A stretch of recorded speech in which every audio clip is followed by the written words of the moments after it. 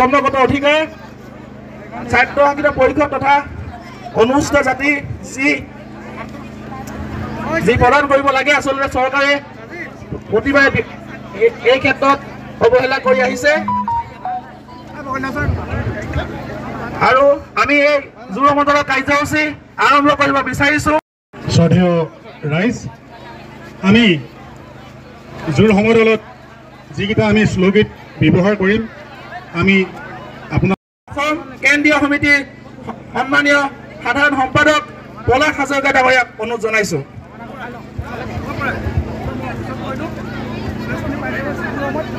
সকলোলৈ আজি ৪৫ বছৰ দিন হৈ গ'ল চুতীয়া জনগোষ্ঠীৰ যি জনজাতিকৰণৰ দাবী, এই দাবী কিন্তু কোনো এখন চৰকাৰে কিন্তু এই দাবী কিন্তু ৰূপায়ণ কৰাৰ ক্ষেত্ৰত কোনো পদক্ষেপ গ্ৰহণ নকৰিলে। এতিয়া বিজেপি চৰকাৰে ২০১৪ চনত নৰেন্দ্ৰ মোদী ডাঙৰীয়া আহি কৈছিলে যে ১০০ দিনৰ ভিতৰত জনজাতি দিম, কিন্তু ফুটুকা ফেনলৈ পৰিণত হ'ল।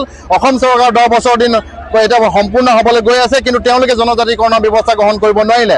ইতিমধ্যে আমি ভূমিপুত্ৰ জনগোষ্ঠীসমূহৰ এই যি ন্যায্যপ্ৰাপ্তি দাবী, এই দাবীৰ ক্ষেত্ৰত আমি আজি ৰাজপথত সংগ্ৰাম কৰিব লগা আছে, আৰ্তনাদ কৰিব লগা আছে। এইটো কিন্তু অসমৰ খিলঞ্জীয়া ভূমিপুত্ৰ জনগোষ্ঠীৰ কাৰণে এটা খুবেই এটা পৰিতাপৰ বিষয়, এটা খুবেই লজ্জাজনক এটা বিষয়।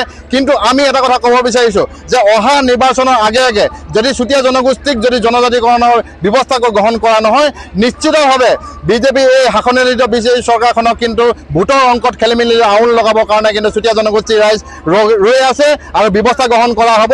আজি এই সংগ্ৰাম হৈছে, কিন্তু কাইলৈ নিশ্চিতভাৱে এই সংগ্ৰামখন কিন্তু বৈপ্লৱিক ধাৰালৈ কিন্তু পৰিৱৰ্তন হ'ব। আমি এটা কথা আপোনালোকক জনাই দিব বিচাৰিছোঁ যে নলগা লাউত কিন্তু আমি জেং জাবৰ দি কিন্তু লাভ নাই। বিজেপি চৰকাৰে যদি ভূমিপুত্ৰ খিলঞ্জীয়াসকলৰ ন্যায্যপ্ৰাপ্তি এই চুতীয়া জনগোষ্ঠীৰ যদি জনজাতিকৰণৰ দাবীৰ লগতে হস্ত অনুসূচী অন্তৰালত পূৰ্ণাংগ স্বায়ত্ব শাসিত পৰিষদ যদি গঠন কৰাৰ ব্যৱস্থা নকৰে, কিন্তু অনাগত দিনত কিন্তু এই জুয়ে আজি খাণ্ডৱ দাহলৈ কিন্তু ভৱিষ্যত দিনত খাণ্ডৱ দাহলৈ কিন্তু পৰিণত কৰিব। এইটো কিন্তু ধুৰুপ।